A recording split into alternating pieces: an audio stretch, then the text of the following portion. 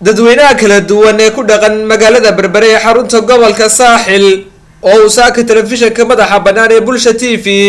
uu u kurgalay inuu wax ka ogaado fikirkooda ku aadan khilaafka siyaasadeed ee dhawaanahanba ka dhex aloosnaa xildhibaanada muxaafidka iyo mucaaridka ee golaha wakiilada Somaliland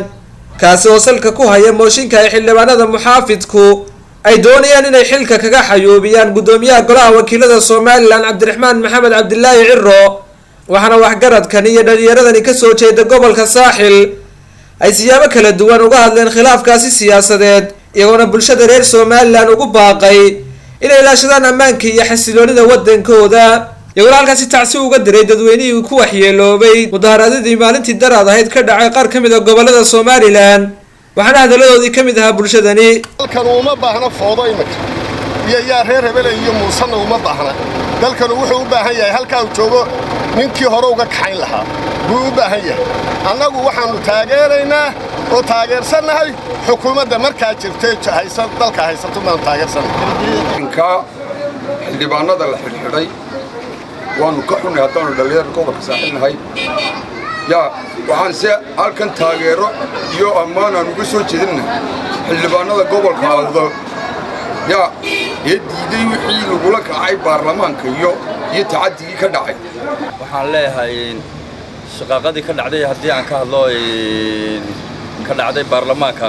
ee Burco iyo Hargeysa lagu waxyeeloobay iyo Ceerigaabo arrinka baarlamaanka ayaan u xil saarayaa dambiga dhakada ka saaraya waayo waxaan cayn ka u leeyahay baarlamaanku 7 sanadood oo saayidey fadhiyay waxaanay haystaan madaxweyne wali aan xilligiisa dhamaanin oo muddo hadhay madaxweynaha annaga dooranay 5 sano aan dooranay 5toodii sano muu gaarin haddii cid sharci darro ku fadhida la sheegayo baarlamaanka 7 sano oo sharci darro ku fadhiya gaar ahaan gobolka Saaxil waxaanu cambaarayn u soo jeedinaynaa xukuumadda inay kala baxdo faragelinta baan ay ku hayso golaha baarlamaanka waa golo lagu soo doortay sifo sharciya waa golo dimuqraadiyad ku yimi waa gole samatalis marka waxaanu faraynaa xukuumadda Somaliland hogaamiyaha kaliya Axmed Maxamuud Siiraanyo inay faraha kala baxdo golaha wakiilada intii waxaan ilaahay u naxariisto oo duceeyna u dhacmeynay in ay badbaadiyaan waxaa leeyahay golaha baarlamaanka Jamhuuriyadda Somaliland way ku khaldan yihiin xabku sharciga burburka Somaliland dowladda Somaliland kuma jiro faragelin kuma haysa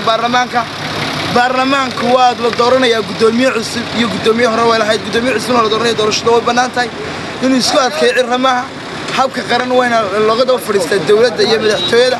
wixii dhibaato keena ciidanku way qabanayaan waana xulayaan wala qabanayaan Khalid Xasan Nuur telefishinka madaxa bannaan ee Bulsha TV magaalada Berbera.